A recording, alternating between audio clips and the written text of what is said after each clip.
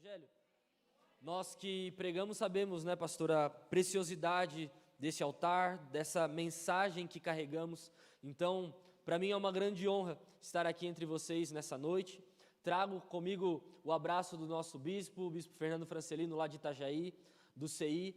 E que bom que você veio, que bom que você está aqui nessa quarta-feira. E hoje nós iremos falar sobre um tema muito relevante, um tema muito importante, que é nós vivermos com mais propósito.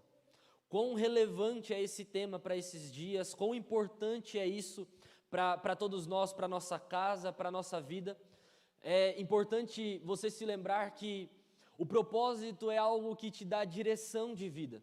O propósito é algo que te faz caminhar para um objetivo. Por muitas vezes, alguns de nós caminhamos sem propósito, sem saber para onde estamos indo, sem saber o que estamos fazendo nessa terra. E eu acredito que alguém que vive sem propósito é alguém que vive correndo atrás do vento. Não sabe para onde está indo, não sabe aonde vai chegar, não sabe qual é o seu destino final. Mas eu creio que o Senhor tem um propósito preparado para cada um de nós nessa terra. Se até aqui você ainda não descobriu o seu propósito, ou pelas adversidades e dificuldades da vida, talvez esteja um pouco confuso ou confusa do que eu devo fazer ou o que eu não devo fazer, que essa noite você possa receber a resposta de Deus para a sua vida, para que todos nós possamos sair desse lugar com o nosso propósito, vivendo de cabeça erguida, sabendo para onde nós estamos indo, o que nós estamos carregando. Então, se eu posso te pedir algo, fique atento. Aguce os seus ouvidos para aquilo que Deus pode falar para você nessa noite. Eleve as suas expectativas em Deus, que nós possamos firmar as nossas expectativas naquele que com certeza não irá nos frustrar. Esse nome é Jesus. Amém, gente? Se você tem Bíblia aí e puder, abra a sua Bíblia comigo. Nós vamos ler lá no livro de Marcos, um dos evangelhos. O livro de Marcos, nós vamos ler o capítulo de número 4, a partir do verso de número 35. Evangelho do nosso Senhor Jesus Cristo, escrito por Marcos, no capítulo 4. Nós vamos ler a partir do verso de número 35, uma história muito conhecida e importante, que certamente trará respostas para nós nessa noite. Marcos 4, 35 diz assim: Naquele dia, ao anoitecer, disse Jesus aos seus discípulos, vamos para o outro lado. Deixando a multidão, eles o levaram no barco, assim como estava. Outros barcos também o acompanhavam. Levantou-se um forte vendaval e as ondas se lançavam sobre o barco de forma que este ia se enchendo de água. Jesus estava na polpa, dormindo com a cabeça sobre um travesseiro. Os discípulos o acordaram e clamaram: Mestre, não te importas que morramos? Ele se levantou, repreendeu o vento e disse ao mar: Aquieta-se, acalme-se. O vento aquietou-se e fez-se completa bonança. Então perguntou aos seus discípulos: por que vocês estão com tanto medo? Ainda não têm fé? Eles estavam apavorados e perguntavam uns aos outros: quem é esse que até o vento e o mar lhe obedecem? Se você pode, feche os seus olhos. Pai, nós estamos reunidos nessa noite, Senhor, acerca da sua mensagem. A sua mensagem que não são somente letras, mas é revelação para as nossas vidas. Nós pedimos nessa hora, Espírito Santo de Deus, revela a Tua palavra aos nossos corações. Que a Tua palavra, que é luz, possa iluminar os cantos mais sombrios e escuros da nossa alma. Que a Tua palavra possa preencher as lacunas do nosso ser e dessa forma nós possamos ser completos com o Senhor. Responda, Senhor, às perguntas do nosso coração nessa noite. Nos ensina, Senhor, a viver com mais propósito nessa terra. Essa é a nossa oração. Em nome de Jesus, amém, amém e amém. Amém, gente? Amém. O texto que nós lemos é uma história poderosíssima que eu não sei você, mas ao ler essa história me dá vontade de viver. Porque esse Jesus que fez tudo isso é o mesmo Jesus que nós seguimos hoje, é o mesmo Jesus que nós acreditamos hoje, e olhando para tudo isso, nós vemos a veracidade dessa história e desse fato que aconteceu e que está liberado para todos nós. E quando nós vemos um Jesus dormindo, nós vemos um Jesus aquietando a tempestade, nós vemos um Jesus colocando a natureza no seu lugar, nós vemos um Jesus cuidando dos seus discípulos. Nesse texto nós podemos conhecer um Jesus que é 100% homem, que dorme, que se cansa, que se reclina sobre um travesseiro, assim como eu e você faremos daqui a pouco. Mas também nós vemos um Jesus que é 100% Deus, que diz para o mar: aquieta-se, que diz para a tempestade: acalma-se, e as coisas se colocam no seu lugar. Nós conhecemos um Jesus de carne e osso, aquele Jesus que Paulo escreve aos Filipenses, que mesmo sendo Deus, não usurpou que ser igual a Deus era algo que deveria se apegar, mas esvaziou-se de si mesmo, vindo em forma humana. Um Jesus 100% homem, 100% Deus, um Jesus que está conosco. Um Jesus que nessa história é algo fundamental, senão aqueles discípulos iriam morrer. Um Jesus que foi e é divisor de águas na vida de muitas pessoas. Um Jesus que veio para essa terra com um propósito claro: nos redimir do nosso pecado, se entregar por nós. Ninguém poderia fazer aquilo que Jesus fez. Jesus tinha um propósito nessa terra, gente. E é sobre isso que nós vamos falar nessa noite. Que assim como Jesus cumpriu o propósito dele, eu e você possamos nos encontrar com o Pai, com o nosso propósito cumprido. Que nós possamos viver com mais propósito. Talvez o seu propósito seja ser um empresário, seja um ministro, seja um pai, uma mãe, uma avó, uma dona de casa. Talvez o seu propósito seja o mais estranho diante de todos.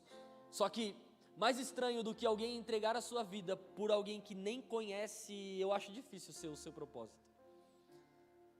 Nós vemos um Jesus que o cansaço não o venceu. E como é importante, gente, nós lembrarmos disso. No início do texto, a Bíblia diz que existe uma palavra. Naquele dia, ao anoitecer, disse Jesus aos seus discípulos: vamos para o outro lado. Esse era o propósito de Jesus naquela hora: chegar do outro lado. E Jesus, provavelmente cansado de um dia todo de pregação do Evangelho, efetuando sinais e maravilhas, ele está cansado. Como eu e você chegamos na maioria dos finais dos nossos dias, cansados do trabalho, cansados da rotina, cansados dos afazeres, cansados das coisas, como eu e você chegamos na maioria dos nossos dias. Mas um Jesus que não deixou o cansaço vencer o propósito. Nós precisamos nos lembrar disso, gente. Nós trabalhamos demais, nós produzimos demais, e glória a Deus por isso, porque o Senhor nos deu saúde, o Senhor nos deu um trabalho, o Senhor nos deu uma casa, mas nós não podemos deixar, guarde isso no seu coração, nós não podemos deixar o cansaço vencer o nosso propósito. Jesus estava cansado. Se você for ler o texto nos versículos anteriores, ele havia expulsado o demônio de pessoas, ele havia curado pessoas, ele havia feito sinais e maravilhas, e tudo isso cansa. Ele estava cansado, mas quando alguém acorda ele e diz: Jesus, só o Senhor pode fazer. Eu imagino ele pensando: bom, esse é o meu propósito, levantar-me-ei e então irei fazer o que só eu posso fazer. A verdade, meu irmão, é que muitas vezes eu e você, pelo cansaço, estamos nos isentando de propósitos que o Senhor nos entregou. Cansaço da vida, cansaço que bate na porta de todos nós. Jesus estava dormindo, descansando, e de repente ele é acordado para acalmar uma tempestade. Você já foi acordado no susto aí, não? Né? Você não acorda meio perdido? Onde é que eu estou? O que eu estou fazendo? Que hora que é? É de dia, é de noite, é de tarde, né? O olho meio... Gente, Jesus era 100% homem, ele provavelmente acordou meio perdido, e olha só o jeito que os discípulos chegam para ele: Jesus, não se importa que morramos. Né? Tipo assim, teu filho já te acordou assim: mãe, né? Pai, aquele acordo no susto assim, você fica meio perdido. Então eu imagino Jesus, tipo assim: gente, o que está acontecendo? Eles já chegam assim: não importa que morramos. Mas Jesus não deixou o cansaço vencer o propósito dele. Então, nesse primeiro momento da mensagem, meu irmão, minha irmã, guarde isso no seu coração em nome de Jesus. Leve isso para o seu dia a dia, porque o cansaço vem e virá. Todos nós estamos fadados ao cansaço, mas o cansaço não pode vencer o nosso propósito. O cansaço não pode ser maior do que o seu propósito. O cansaço não pode ser maior do que os seus objetivos. E estando cansado, meu irmão, descanse, mas em podendo cumprir o seu propósito, não abra mão. Quantas pessoas já abriram mão do seu propósito pelo cansaço? O cansaço nada mais é do que a rotina. O cansaço nada mais é do que o dia a dia. O cansaço nada mais é do que fazer as mesmas coisas todos os dias, e as mesmas coisas nos levam aos mesmos resultados, e muitos de nós estamos cansados. E olhamos para Deus e dizemos: Deus, pois bem, se isso é o meu propósito, eu estou cansado. Meu irmão, não deixe, nem um dia sequer, o seu cansaço vencer o propósito de Deus na sua vida. Guarde isso no seu coração, jamais deixe o cansaço te vencer. Nós precisamos nos lembrar de algo e levar isso para os nossos dias. Como foi cantado aqui, Deus fazendo ou não, Ele continua sendo Deus. Independente das coisas que acontecem na nossa vida, isso não muda o caráter e a identidade de um Deus soberano e absoluto. Um Deus que nos ama, um Deus que entregou o seu Filho por nós, um Deus que nos escolheu nele antes da criação do mundo. A Bíblia vai dizer que nós podemos amar porque Deus é amor. Porque Deus nos amou primeiro. Se você consegue amar os seus filhos, se você consegue amar o seu esposo, a sua esposa, se você consegue amar qualquer coisa nessa vida, você só consegue amar porque Deus te amou primeiro. E esse amor é um amor incondicional. É o amor de um pai que nos ama, é o amor de um pai que, independente do que nós fazemos, o amor dele não muda. O amor dele é imutável. Um pai que nos livra das mais diversas aflições e dificuldades dessa vida. Porque uma das coisas que nos faz desistir do nosso propósito, meu irmão, é a sensação de solidão. Talvez você já tenha sido abraçado pela solidão. E a solidão nem sempre é estar sozinho. Muitos de nós estamos sozinhos, mas com um monte de gente perto. Muitos de nós estamos solitários com vários amigos por perto. Hoje nós vivemos em uma sociedade muito líquida, onde eu tenho vários seguidores, mas poucos amigos. Onde eu tenho várias pessoas que me acompanham, mas poucas pessoas que me ajudam. Amigos, como o Provérbios diz, amigos mais chegados do que irmãos. Amigos que estão conosco, independente se temos ou se não temos, independente se somos alguma coisa ou se não somos, a verdade é que nós estamos vivendo dias de pessoas solitárias no meio de uma multidão. E essa solidão então vai nos afastando do nosso propósito. Afinal de contas, se Deus me criou para estar sozinho, eu não quero viver assim. Nenhum de nós, meu irmão, fomos criados para estar sozinho. Então, se eu posso te encorajar a algo, meu irmão, é não se isole. Não fique sozinho, não fique sozinha, procure amigos, procure amigas, procure pessoas que possam te corresponder, procure pessoas que possam te ajudar. Se o pneu do seu carro furar às 3 horas da manhã, tem amigos que irão te socorrer. Amigos que provavelmente você pode contar nos dedos e de uma mão só, e ainda sobrarão dedos, mas amigos mais chegados do que irmãos. Amigos que estão com você independente das circunstâncias, independente da vida, amigos que estão conosco todos os dias. E se você se sente essa pessoa, lembre-se de que o nosso maior amigo se chama Espírito Santo de Deus. O Consolador que estará conosco todos os dias da nossa vida. O Consolador que Jesus prometeu, olha, eu vou para o Pai, mas não deixarei vocês órfãos, eu enviarei o Consolador, que irá estar com vocês todos os dias. E muitos de nós olhamos para os nossos dias e dizemos, bom, se esse Consolador de fato existe, ele não está comigo. Porque passamos por dificuldades, passamos por provações, passamos por coisas nessa vida de que parece que qualquer pessoa está conosco, menos Deus. Já passou por situações assim? Bom, se Deus existe, Ele não olha por mim. Bom, se Deus existe, Ele não está comigo. Se Deus existe, Ele não está do meu lado. Se nós formos olhar para a Bíblia, meu irmão, nós veremos Deus livrando pessoas em pontos cruciais. Nós vemos Deus livrando pessoas em situações de vida ou morte. Nós vemos Deus agindo na vida de pessoas quando não há mais o que ser feito. Nós vemos a intervenção de Deus. A grande verdade é que Deus não está conosco para nos livrar dos problemas. Deus está conosco para nos livrar nos problemas. Deus não está conosco para nos livrar das adversidades. Deus está conosco para nos livrar nas adversidades. Nós acabamos de passar por uma pandemia, todos foram afetados pela pandemia, mas a pandemia não nos matou, mas a pandemia não acabou conosco, graças a Deus, estamos aqui, porque Deus cuidou de nós. Todos os dias estamos fadados ao fracasso, mas Deus está conosco. Então deixa eu te falar uma coisa, meu irmão, Deus está na sua casa, Deus está no seu trabalho, Deus está nessa igreja. Nós passamos pelas tempestades, nós passamos pelas dificuldades, mas Deus está conosco, mesmo nas aflições. Ou será que Davi não foi jogado em uma cova de leões? Ou será que Sadraque, Mesaque e Abidnego não foram colocados em uma fornalha? Mas todos eles foram livrados na hora. A Bíblia vai dizer que o Senhor, o nosso Deus, é socorro bem presente na hora da angústia.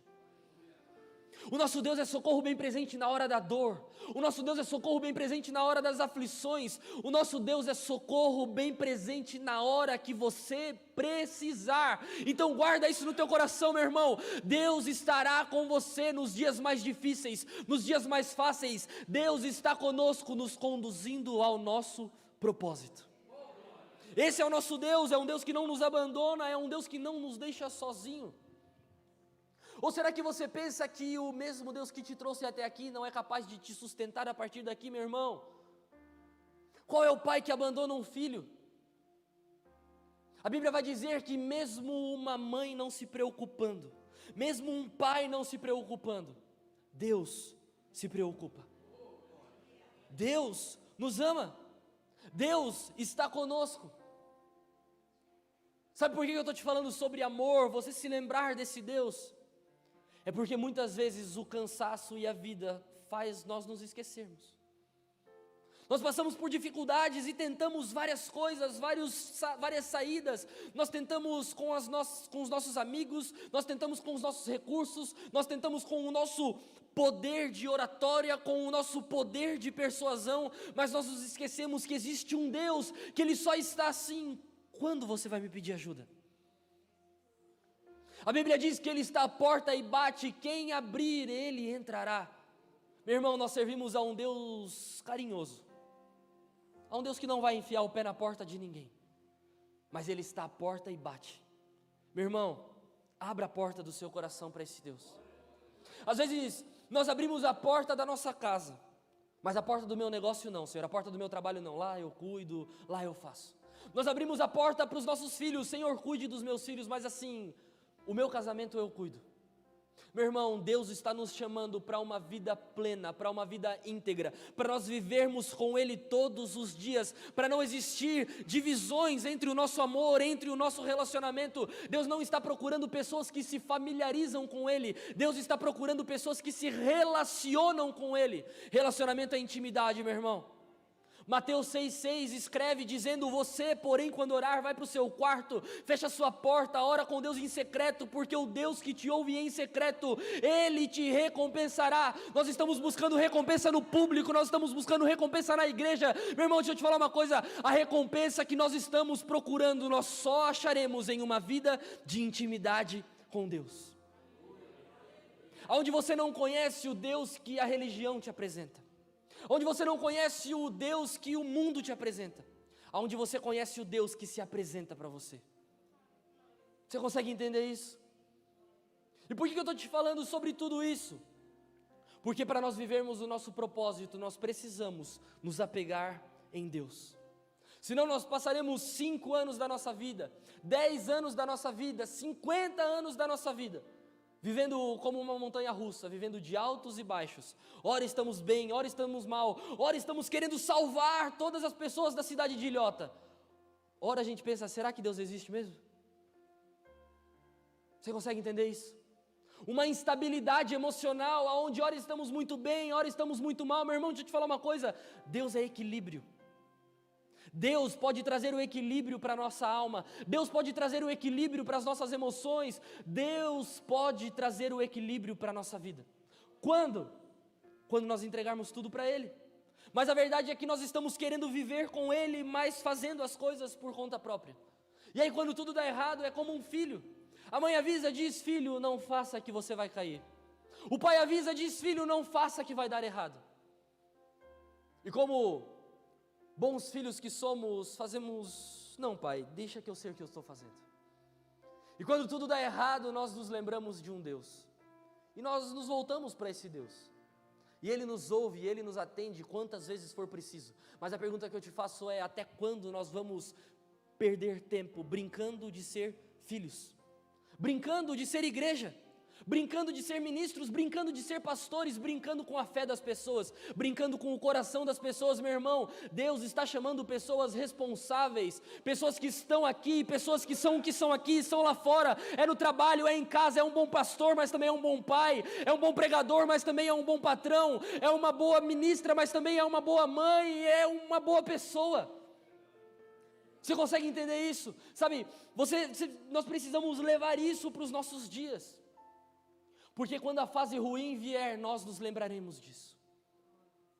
Quando a fase ruim vier, nós nos lembraremos do nosso Deus.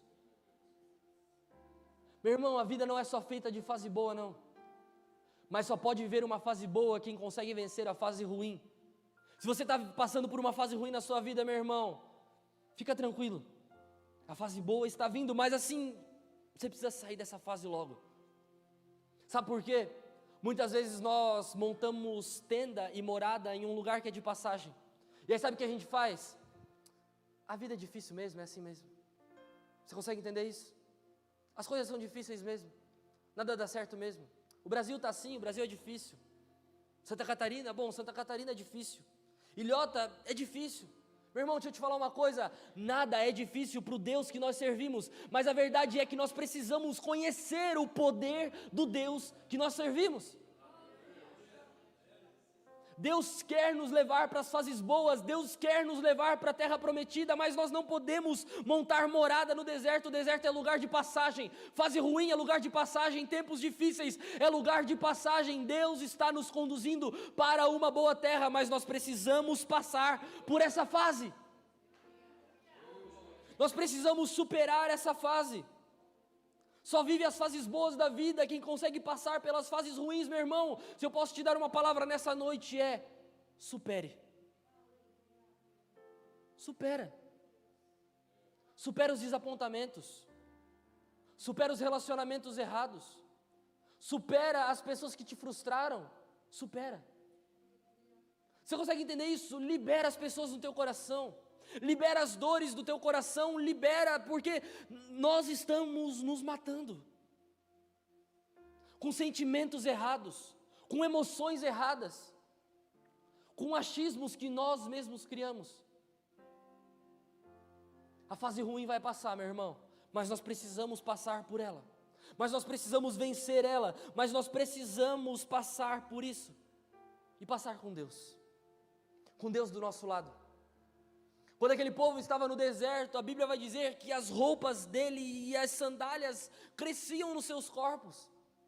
Quando eles não tinham mais o que comer, eles disseram para Moisés: pois bem, foi para morrer no deserto que nos trouxeste até aqui. Deus enviou o maná do céu para eles todos os dias, eles tinham alimento, mas eles precisavam confiar e acreditar em Deus. Deus disse: olha, todos os dias vocês receberão maná dos céus, não guardem, porque todos os dias o maná virá. Jesus, depois lá em Mateus, quando vai ensinar a oração do Pai Nosso, ele diz: dá-nos hoje o pão nosso de cada dia. Sabe por que nós estamos preocupados, meu irmão? Porque a gente está preocupado com o pão de amanhã, com o pão de semana que vem, com o pão do mês que vem. Aquelas pessoas no deserto também se preocuparam com isso, a ponto de eles guardarem o maná, com medo de faltar para outro dia. No outro dia, tinha bicho e estava estragado. O que Deus te deu para hoje, é para você usar hoje. O que Deus te deu para essa temporada, é para você gastar nessa temporada. O que Deus te deu para essa vida, é para você gastar nessa vida. O combustível que está no teu tanque é exatamente o que você precisa para vencer as adversidades que você está passando. Deus não nos dá um fardo maior do que nós podemos carregar. Está difícil para você, meu irmão, é porque você aguenta. Tem muita gente olhando para nós e dizendo: como eles conseguem? Como que ela consegue? Como que ele consegue? Como que ele consegue passar por isso sem desistir, sem olhar para trás? Meu irmão, é porque tem alguém muito maior na nossa frente, é porque tem alguém lutando por nós, é porque Deus, que é socorro bem presente na hora da angústia, Ele está conosco todos os dias, até a consumação dos séculos, até Ele vir para nós, ou até nós irmos para Ele. Essa é a promessa, Ele não nos deixará sozinhos. Ele não nos deixará sozinho, Ele estará conosco todos os dias. Mas por que às vezes a gente desiste do nosso propósito no meio do caminho? Por que às vezes a gente abandona a corrida no meio do caminho? Paulo vai dizer: concluí a carreira, completei a corrida, guardei a fé. Eu não sei você, mas eu gosto muito de automobilismo, corrida de carro, corrida de moto, corrida do que for. E quando nós olhamos para o automobilismo, nós vemos os pilotos não desistindo da corrida por qualquer coisa. Já viu? Piloto com o carro todo batido, a moto toda batida, o cara sobe, tenta fazer, dá no tranco e vai por quê? Ele precisa completar a corrida. Nenhum piloto quer ir para o boxe nas primeiras voltas. Nenhum piloto quer abandonar a corrida por qualquer coisa. A verdade, meu irmão, é que a nossa vida é uma corrida. Uma corrida contra os nossos desejos, uma corrida contra a nossa carne corrompida, uma corrida contra o pecado que nos assombra, uma corrida contra as coisas que estão nesse mundo. Jesus disse: no mundo vocês terão aflições, mas contudo tem de bom ânimo, porque eu venci. Eu completei a carreira. Eu cumpri o meu propósito. Aflições virão, dias difíceis virão, mas tenham bom ânimo. Fiquem animados, porque Ele venceu. Nós também venceremos. Então deixa eu te falar uma coisa, meu irmão. Não abandona a corrida da tua vida por qualquer coisa. Às vezes é uma raladinha que dão na nossa porta. Consegue entender? Um boato que sai sobre nós. Mentiras que ditas várias vezes se tornam verdades. Meu irmão, as pessoas podem falar o que elas quiserem. O que mais importa é o que Deus está falando. O que Deus fala sobre a tua casa. O que Deus fala sobre o teu casamento. O que Deus fala sobre os teus negócios. Todos os dias nós somos assombrados por notícias ruins. As notícias estão por aí.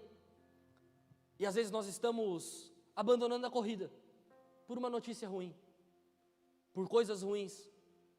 Meu irmão, deixa eu te falar uma coisa em nome de Jesus.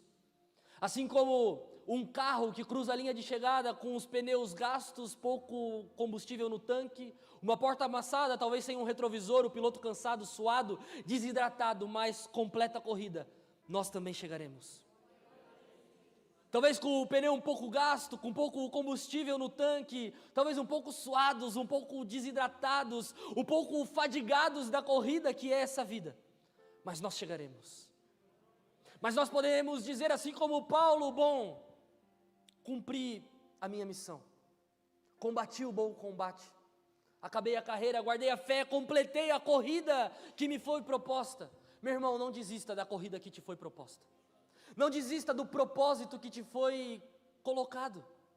Não desista dos seus sonhos, não desista dos seus planos. Não desista porque o Brasil está ruim, porque a economia está ruim, porque está tudo dando errado, porque as coisas estão fechando, meu irmão. Aonde nós estamos construindo o nosso propósito? Será na rocha ou será na areia?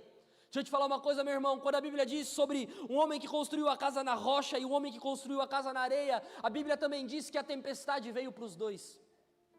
Construir a casa na rocha não livra de ninguém de tempestade, mas nos livra da ruína. Você construir a tua casa, os teus negócios, a tua família na rocha, não vai te livrar das adversidades desse mundo, não vai te livrar dos problemas desse mundo, mas te livra da ruína. Te livra da preocupação. Meu Deus, está ventando, o que será de nós? O que será de nós? A minha casa está construída na rocha. Essa igreja está firmada na rocha. Esse povo está firmado na rocha. Haja o que houver, bata o vento que bater, nós estamos firmados na rocha que é Cristo Jesus. Ele está conosco todos os dias. Esse é o nosso propósito. É isso que nós temos. É isso que nos trouxe até aqui. É isso que nos levará a partir daqui, meu irmão. Quando os pensamentos ruins vierem, pensa um pouquinho no passado.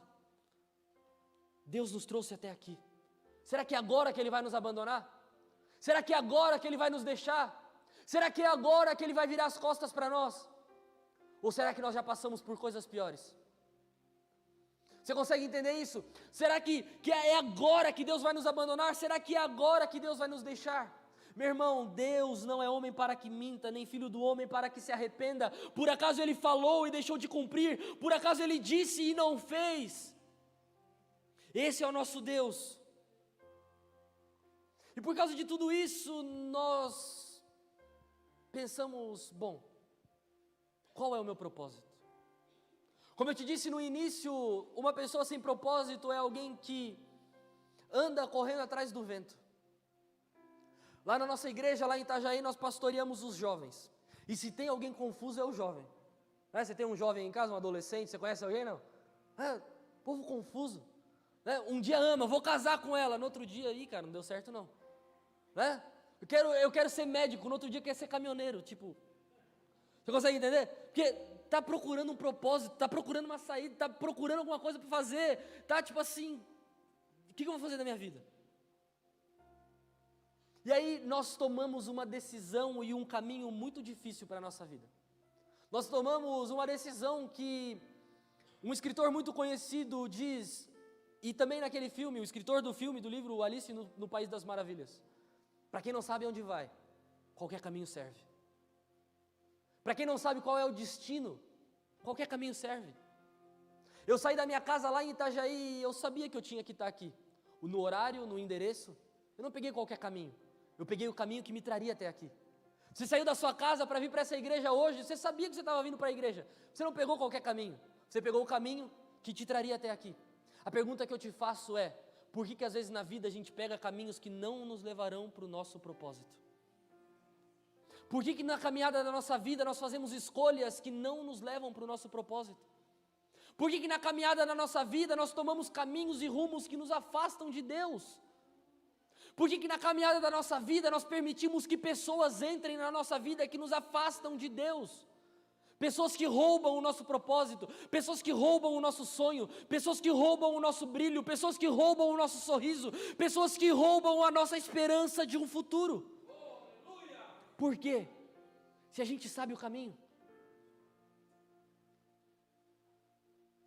Todo mundo tenta caminhar pelo caminho mais perto, meu irmão, a verdade é que às vezes a gente está caminhando pelo caminho mais longe. E ainda procurando meios de chegar mais rápido. Muitas pessoas estão com uma Ferrari a 2 metros do muro e vão se acabar. Indo rápido demais e para o lugar errado. Você consegue entender isso? Nos afastando do nosso propósito, nos tirando do centro do nosso propósito, meu irmão. Para mim e para você que somos filhos de Deus, não é qualquer caminho que serve. E nós também sabemos para onde nós estamos indo. O nosso alvo é Cristo. Nosso alvo é nos parecer com Ele. Esse é o maior propósito que nós temos nessa terra, ser filhos que se parecem com o Pai. Jesus, certa vez, Ele ora e Ele diz assim, Pai, que eles sejam um comigo, como eu sou um contigo. Que eles sejam íntimos, que eles sejam filhos. A Bíblia vai dizer que Jesus é herdeiro de Deus e em Cristo nós somos co-herdeiros. Está tudo liberado para eu e você vivermos, meu irmão. Está tudo pronto para nós desfrutarmos dos melhores dias nessa terra. Mas por que a gente não está desfrutando? Porque nós estamos pegando caminhos errados. Caminhos que nos fazem retroceder. Está tudo indo bem, está tudo dando certo, de repente é uma decisão errada. Que a gente precisa dar 3 passos para trás. De repente é uma atitude errada, que a gente precisa voltar lá do início. Se você está aqui e você não sabe para onde você está indo, talvez qualquer caminho sirva. Mas se você sabe para onde você está indo, meu irmão, existe só um caminho que pode te levar. Aquele caminho que quando é questionado, ele diz, eu sou o caminho, a verdade e a vida. Quem a mim entregar a sua vida, não vai perder, vai achar. Conta estranha, né? Aquele que por mim perder a vida, a achará. Meu irmão, deixa eu te falar uma coisa, com Deus nem sempre 1 mais 1 é 2. Com Deus nem sempre que tem tudo para dar certo, dá certo. Com Deus nem sempre o acaso funciona. Com Deus nem sempre qualquer caminho a gente consegue chegar nele. Ele mesmo diz que a porta é estreita e existe só um caminho. João vai dizer, conhecereis a verdade vos libertará. Nós precisamos ser libertos por essa verdade. Qual é essa verdade? É Jesus, a verdade que nos leva até o Pai, a verdade que nos conduz até o Pai. Então não se contente com qualquer coisa. Olha só o que Pedro escreve para nós, para mim e para você, presta atenção nisso aqui. 1 Pedro 2,9, vocês, porém, são geração eleita, sacerdócio real, nação santa, povo exclusivo de Deus, para anunciar as grandezas daquele que os chamou das trevas, para a sua maravilhosa luz. Então, meu irmão, não deixa ninguém te desvalorizar, não deixa ninguém dizer que você é qualquer coisa. A Bíblia diz que nós somos povo exclusivos de Deus, tirados das trevas e colocados na luz. Então não é qualquer caminho que serve para nós. Não é qualquer lugar que serve para nós. Não é qualquer coisa que serve para nós, porque somos alguma coisa? Não. Não sei você, mas eu não sou ninguém. Mas aquele que habita em mim, mas aquele que está comigo, mas aquele que está em mim. 1 Coríntios vai dizer que agora nós somos templo e santuário do Espírito Santo de Deus. Paulo vai dizer que o poder de Deus se aperfeiçoa na nossa fraqueza. Quando eu sou fraco, eu sou forte. Você consegue entender? Na sua maior fraqueza, o poder de Deus está se aperfeiçoando ali. Quando você está fraco, o poder de Deus está entrando em ação. Em você, lá na sua casa, lá na sua rua, no nosso pecado, no nosso erro, nas nossas falhas, nas nossas transgressões, porque quem não erra? Mas mesmo errando, o poder de Deus se aperfeiçoa na nossa fraqueza, porque a graça se mostrou transformadora em Cristo Jesus. Graça, favor imerecido. Não é graça porque é de graça, é graça porque alguém pagou o preço, e pagou alto demais, preço de sangue, para que eu e você possamos todos os dias desfrutar de uma vida com propósito, porque o nosso propósito era a morte, nosso propósito era uma vida de ruína, mas quando Jesus vem para essa terra, Ele entrega o nosso propósito, propósito de filhos, propósito de herdeiros, propósitos de alguém que é chamado para viver grandes coisas nessa terra. Amém, gente? Agora eu vou começar a pregar, você está aí não? Até agora eu estava só na introdução. É vigília hoje, né, pastor? Até meia-noite? Estou brincando, gente. Bom, vamos para o texto. E agora, sim, entender tudo isso que esse Deus maravilhoso tem para nos mostrar. Primeira coisa de todas, meu irmão, não durma no meio da luta, não durma no meio da guerra, não durma no meio da dificuldade. Jesus só dormiu porque estava tudo sob controle. No controle dele, ninguém estava entendendo, mas no controle dele. Pedro, quando é colocado na prisão, lá em Atos 12, a Bíblia diz que ele estava dormindo na prisão, injustamente. Que loucura, né? Alguém preso injustamente dormindo. Sabe por quê? Ele sabia que algo iria acontecer. Ele sabia que estava tudo sob controle. No versículo 15 de Atos 12, a Bíblia diz que o anjo precisou cutucar ele, como quem diz: Pedro, vamos embora, Pedro. Está dormindo, vamos, vai ser liberto agora, Pedro, vamos embora. E, de novo, eu acho que Pedro, assim como Jesus acordou, tipo, está acontecendo? Eu estava aqui preso, estou dormindo e agora está tudo aberto e eu posso ir embora. Por quê? Está tudo sob controle. Então, descansa. Descansa. Mas enquanto as coisas ainda estão se organizando, trabalhe. Deus, quando vai criar o mundo, a Bíblia diz que no 7º dia Ele descansou. Mas depois de já ter criado todas as coisas. A verdade é que muitos de nós estamos dormindo sem ter construído nada.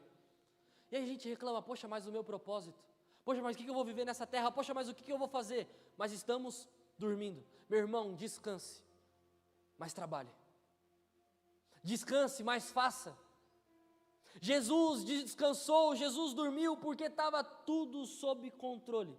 Porque Ele tinha uma palavra: vamos para o outro lado. Sabe o que isso me ensina, meu irmão? Que muitas vezes, para nós cumprirmos o nosso propósito nessa terra, a gente precisa descansar. Descansar onde? Na palavra. Descansa na palavra, meu irmão. Se Deus falou que Ele vai fazer, Ele fará. Por métodos diferenciados, por coisas estranhas. Mas sabe de uma coisa? A obra-prima de Deus, a matéria-prima de Deus é o nada. Gênesis 1, a terra era sem forma e vazia. Do nada, está tudo pronto. Por quê? A matéria-prima de Deus é o nada. Na minha e na sua vida, às vezes não tem nada de bom, e de fato não tem. Não sei na sua, mas pelo menos na minha não. Mas do nada, Deus faz tudo. Ele traz à existência coisas que não existem, como se já existissem. Que loucura! Essa é a loucura de descansar na palavra de Deus. Está tudo difícil, está tudo dando errado, mas eu tenho uma palavra. Deus irá fazer, vou descansar. Meu irmão, se qualquer um de nós aqui formos colocar as nossas contas na ponta do lápis, a conta não fecha. Por quê? Deus está cuidando.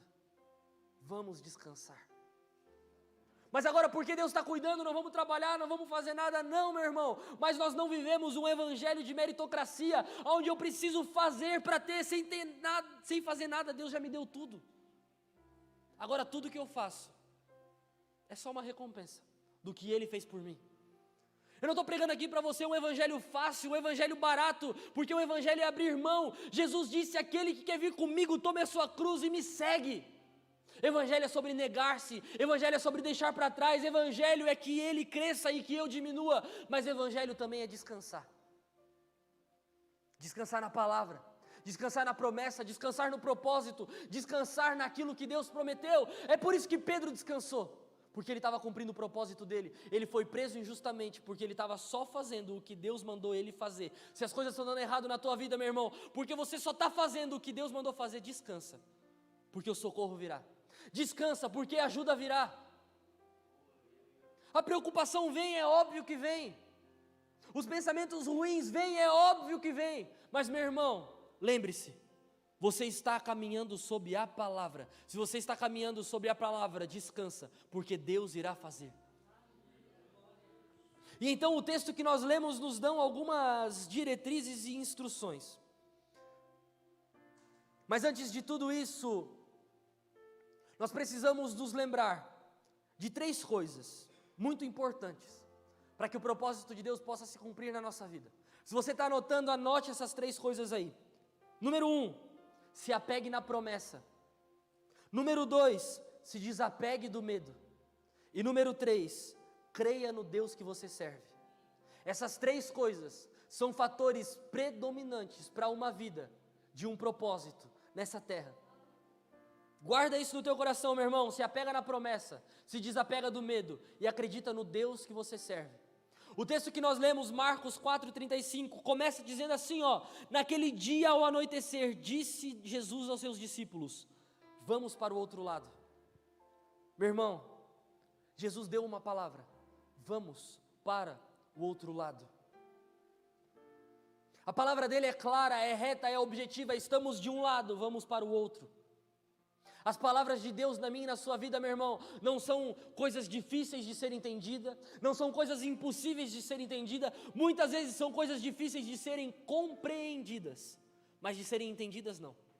Muitas vezes é difícil nós compreendermos os propósitos de Deus. Poxa, sabe o que é compreender? É Deus te prometer alguma coisa, você se olhar no espelho e dizer: comigo Deus está de brincadeira. É difícil de compreender, é ou não é? Mas de entender não é. Porque os propósitos de Deus são claros, vamos para o outro lado. Os discípulos, quando olham para aquela tempestade, é difícil compreender como que a gente vai chegar do outro lado. Mas de entender a promessa, não. A promessa é clara, nós vamos chegar do outro lado. Muitas vezes na nossa vida nós não conseguimos compreender as coisas que Deus está fazendo na nossa vida. É por isso que nós precisamos nos apegar na promessa. Aqueles discípulos, quando eles entraram no barco, até a hora que eles saíram, eles tinham uma palavra: vamos chegar do outro lado. A palavra é clara, nós chegaremos do outro lado. Nós não podemos duvidar da palavra de Deus no meio do caminho, gente. Muitos de nós duvidamos da palavra de Deus no meio do caminho, e no meio do caminho não é lugar de duvidar. Porque no meio do caminho, a distância para retroceder e a distância para completar é a mesma. Você consegue entender isso? Chegamos até aqui, por que não completar? O medo vem, as dificuldades vêm, as aflições vêm, mas por que não completar? Eles tinham uma palavra: nós chegaremos do outro lado, nós iremos para o outro lado, não se preocupem, nós chegaremos. Meu irmão, se apega na palavra, se afirme na palavra, creia na palavra, acredite na promessa de Deus para a sua vida. Se a promessa é de chegar do outro lado, meu irmão, nós chegaremos. Seja qual for a palavra, seja qual for a promessa, ela irá se cumprir, não duvide, nós chegaremos do outro lado. Só que sabe qual que é o nosso erro? Muitas vezes a gente é incrédulo. E agora eu vou te mostrar um texto na Bíblia que Jesus combate a incredulidade. Certa vez Jesus está caminhando e ele encontra um cego na cidade de Betsaida. E o texto é muito curioso porque a Bíblia diz que Jesus pega esse cego pela mão e o leva para fora da cidade. Mas espera aí, Jesus não é Deus? Por que ele precisa tirar o cego da cidade para curar o cego? Será que não consegue curar o cego na cidade? Mas Jesus está nos ensinando algo, que em lugares de incredulidade o milagre não acontece. Betsaida era uma cidade de incredulidade. Betsaida é uma daquelas cidades que diz lá em Mateus 21, ai de você, Corazim, ai de você, Betsaida, se os milagres que foram realizados em vocês tivessem sido realizados em Tiro ou Sidom, eles já tinham se rasgado as suas vestes, se vestidos de roupa de saco, jogado cinzas sobre a sua cabeça, eles já tinham se arrependido. Mas Betsaida é um lugar de incredulidade, eles não se arrependem. Então Jesus pega esse cego e o leva para fora da cidade, como quem diz, em lugar de incredulidade as coisas não acontecem. Muitas vezes nós perdemos coisas na nossa vida, nós perdemos lugares na nossa vida, nós perdemos pessoas na nossa vida, e a gente fica pensando, mas por quê? Por que aconteceu? Por que Deus fez? Por que Deus tirou? Deus só está tirando as coisas incrédulas da nossa vida. Sabe por quê? O que Deus irá fazer na nossa vida, as pessoas não irão compreender, e tudo isso pode causar dúvida na nossa cabeça, e a gente olhar e pensar, será que é Deus mesmo que está fazendo? Será que é Deus mesmo que está falando? É por isso que muitas vezes Deus nos pega pela mão e nos leva para um lugar de fé, e nos leva para um lugar de milagre, e nos leva para um lugar onde Ele pode nos tratar, onde Ele pode fazer. Por isso que Ele pega aquele cego e tira ele de Betsaida, porque em Betsaida o povo ia dizer, isso não aconteceu não, esse cara não era cego não.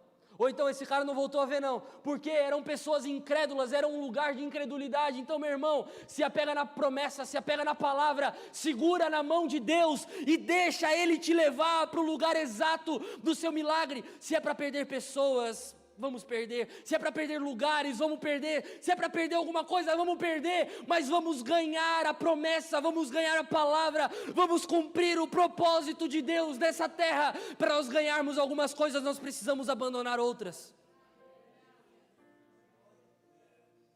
Deixa Deus te levar para o lugar do teu milagre, deixa Deus te levar para o lugar que a promessa vai se cumprir. Depois, em segundo lugar, se desapegue do medo, porque dá muito medo cumprir o propósito, porque o propósito a gente não consegue compreender, porque a gente olha para nós mesmos e é impossível acontecer isso na minha vida, e aí o medo vem, e aí a preocupação vem, e aí as aflições vêm, e será que é comigo mesmo, e será que Deus quer fazer comigo, e por que eu, e por quê, e os discípulos estavam passando exatamente por isso. No versículo 40, então perguntou aos seus discípulos, por que vocês estão com tanto medo? Vocês não têm fé? Está escrito, versículo 40. Jesus perguntando para eles, por que vocês estão com tanto medo? Vocês não têm fé? Meu irmão, esses homens estavam caminhando com Jesus. Naquele dia, esses homens viram Jesus expulsando demônios. Esses homens viram Jesus curando pessoas. Esses homens viram Jesus levantando paralítico. Esses homens viram cegos enxergarem. Mas eles estavam com medo. Porque o discurso deles é discurso de medo. Eles chegam em Jesus e dizem, Jesus, não importa que morramos. Isso é discurso de quem está desesperado já.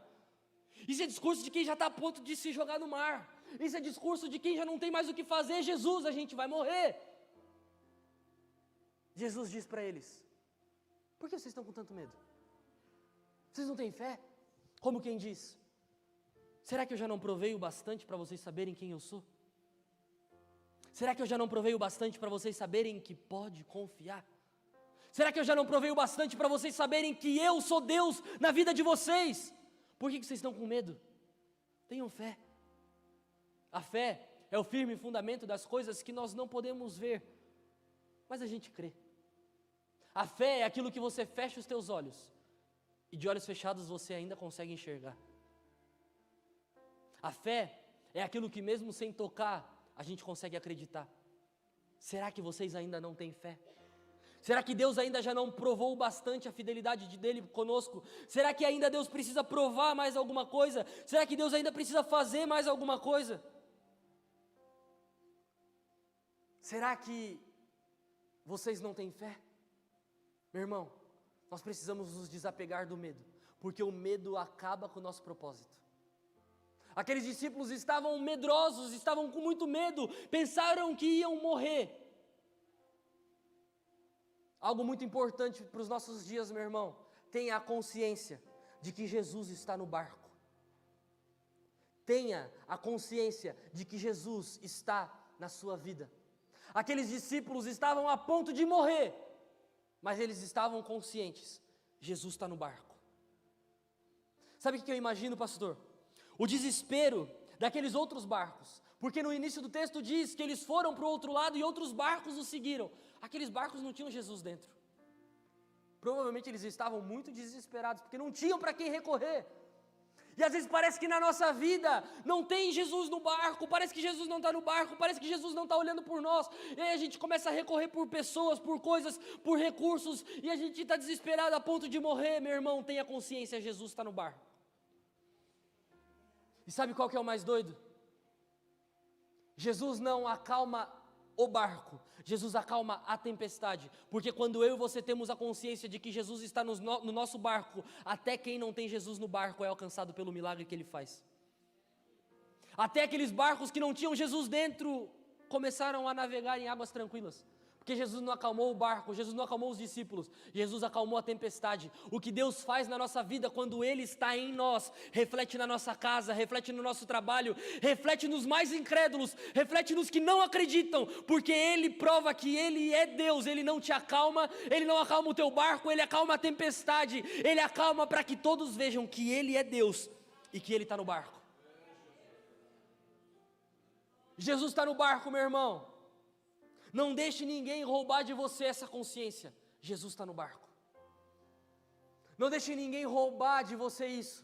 E por último e mais importante, não esqueça do Deus que você serve. Não se esqueça do Deus que você serve.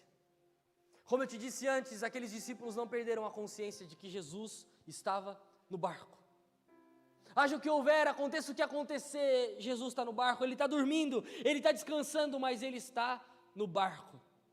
Muitas vezes, meu irmão, e por muitas e muitas vezes, nós passamos por coisas nessa vida que nos afastam do nosso propósito e parece que nós iremos morrer, parece que as coisas irão acabar, parece que a nossa vida vai se findar. Deixa eu te falar uma coisa, meu irmão, todas essas coisas que estão acontecendo na minha e na sua vida não é para nos matar, tudo isso está nos fortalecendo para que quando Deus fizer em nós, nós estejamos prontos para receber aquilo que Ele tem para nos entregar. Gálatas 4 diz que enquanto o herdeiro ainda é jovem, nada o difere de um escravo.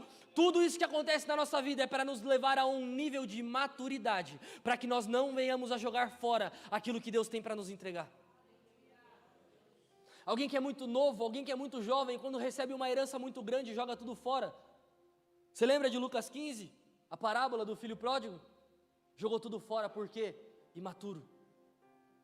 Deus tem grandes coisas para entregar para a sua igreja, mas Ele busca pessoas maduras, pessoas que sabem do seu propósito, pessoas que vivem pelo seu propósito, pessoas que caminham no seu propósito, pessoas que estão dispostas a cumprir o seu propósito. Deus tem grandes coisas para fazer na sua igreja. Deus tem grandes coisas para fazer na sua vida. Deus tem grandes coisas para fazer na cidade de Ilhota. Deus tem grandes coisas para fazer na sua casa, meu irmão. Mas eu e você não podemos desistir do nosso propósito. Todos os dias eu preciso acordar, olhar para o espelho e dizer: Pedro, não desiste. Esse é um exercício diário que a gente precisa fazer, meu irmão. Porque se a gente só vai vivendo a vida, a gente começa a cair na rotina. E na rotina a gente esquece do propósito. Na rotina a gente esquece que Jesus está no barco. Na rotina a gente esquece que tem uma missão. Esse é um exercício diário que todos nós precisamos fazer. Então quer uma dica, meu irmão? Quando você estiver na frente do espelho, lavando seu rosto, escovando seus dentes, olha no fundo dos seus olhos e diga: não desista. Não desista de você. Não desista dos seus sonhos, não desista dos seus planos. Sabe por quê? Quem tinha tudo para desistir de nós não desistiu. Deus. Não precisa de nós. Ou quem aqui pode levantar a mão e dizer: Deus precisa de mim? Meu irmão, vamos lá. Se você não fizer, tem quem faça. Mas, eu não sei você, mas para mim é uma honra e um prazer saber que 1 milhão de pessoas poderiam fazer. Mas Deus decidiu usar essa igreja. Deus decidiu usar essa casa. Deus decidiu usar você. Você consegue entender isso? Em 1 milhão de pessoas, Deus escolheu você. Deus me escolheu, Deus nos escolheu, para quê? Para que o propósito dele se cumpra nessa terra. Os campos já estão brancos, mas poucos são os trabalhadores. Aonde estão os trabalhadores? Aonde estão aquelas pessoas que vão cumprir a grande comissão? Aonde estão as pessoas que respeitam os cabelos brancos dos mais velhos, mas também respeitam as visões dos mais novos? Aonde estão as pessoas que respeitam a experiência dos mais velhos, mas também respeitam o gás dos mais novos? As pessoas que respeitam respeitam as gerações, as pessoas que respeitam as igrejas, as pessoas que respeitam a palavra, as pessoas que respeitam o Evangelho. Hoje a gente vive em um mundo onde ninguém mais se respeita, onde os professores não são mais respeitados, onde pastores não são mais respeitados, onde policiais não são mais respeitados. Nós somos essas pessoas que podemos transformar a história dessa cidade, nós podemos transformar a história da igreja no Brasil, mas a gente precisa cumprir o nosso propósito, gente. Se a gente ficar brincando de ser igreja, nada vai acontecer. A gente finge que pede, Deus finge que ouve, a gente finge que recebe, Deus finge que entrega. Você consegue entender isso? Até quando? Até quando? Nós cantamos aqui sobre Maranata, a hora vem. Mas será que de fato nós estamos apressando a vinda do Messias? Ou só estamos com a nossa mão levantada dizendo Maranata, a hora vem? Se ele vier, o que ele vai encontrar? Que igreja que ele vai encontrar? E quando eu digo igreja, é a igreja do Brasil, é a igreja do mundo, é a sua noiva pura, santa, imaculada. Ele diz que ele virá buscar uma noiva que estará preparada. A pergunta que eu te faço é, como que essa noiva está se preparando? Uma noiva, quando se prepara para um casamento, ela não se prepara no público, ela se prepara no privado. Ela se adorna onde ninguém pode ver, ela se prepara onde ninguém pode ver. É Mateus 6,6, meu irmão. É no quarto, é no secreto. É onde Deus pode entregar a intimidade dEle. É onde Deus pode revelar o coração dEle. Quer cumprir o teu propósito, meu irmão? Apressa a vinda de Jesus. Maranata, ora vem, Senhor Jesus. Em Atos, quando aqueles discípulos veem Jesus subir, eles ficam parados, olhando para o céu, olhando Jesus subir, e eu imagino o desespero deles, e chegam duas pessoas e dizem, Galileus, até quando vocês ficarão aí olhando esse Jesus subir? O mesmo Jesus que vocês viram subir, é o mesmo Jesus que vocês verão descer, mas ei, vão viver, vão para a Judéia, Samaria, até os confins da terra, vão cumprir o propósito, vão cumprir a grande comissão, vão fazer as coisas que precisam ser feitas. Meu irmão, deixa eu te falar uma coisa, guarda isso no teu coração, certamente nós chegaremos do outro lado, porque Deus falou, Ele irá cumprir, mas nós precisamos trabalhar para que isso aconteça, que se levante uma igreja fiel, que se levante uma igreja firme, que se levante uma igreja que corresponde ao céu, uma igreja que é ouvida pelo céu, uma igreja que recebe a palavra vinda do céu. Sabe, nós precisamos entender isso de uma vez por todas, meu irmão. Jesus é comprometido com a missão dele, mas será que nós somos comprometidos com a nossa missão? Jesus é comprometido com o propósito dele, mas será que nós somos comprometidos com o nosso propósito? Meu irmão, nessa noite Deus está nos chamando para uma responsabilidade.